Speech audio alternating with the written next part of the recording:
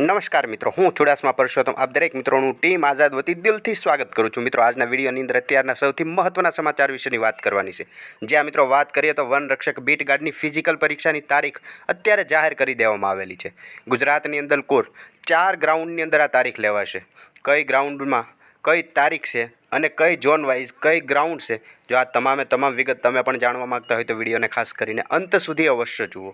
સૌપ્રથમ મિત્રો વાત કરીએ તો દીપક રાજાણી સાહેબ દ્વારા 27 સપ્ટેમ્બર મતલબ કે આજે 5:40 આ અપડેટ આપવામાં આવેલી છે અને તે પણ પોતાના ટ્વિટર એકાઉન્ટના મારફતે જ, જેમની અંદર તે જણાવે છે કે ફોરેસ્ટ બીટ ગાર્ડની શારીરિક લાયકાતની જે પરીક્ષા છે તે 5, 6, 7 અને 8 ઓક્ટોબરના રોજ યોજાશે।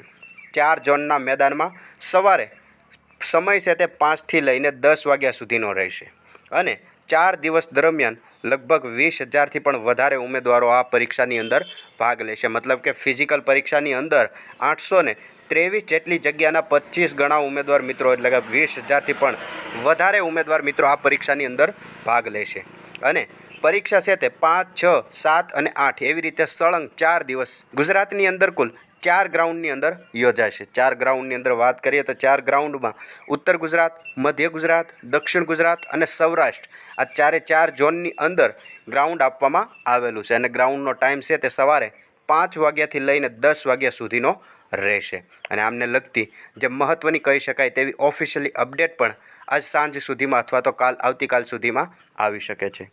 અત્યારે જે આપણે વિડીયોની અંદર વાત કરી તે ફોરેસ્ટ બીટ ગાર્ડની શારીરિક પરીક્ષાને લગતી મહત્ત્વની હતી, જે વિડીયોની અંદર વિગતવાર જોઈ।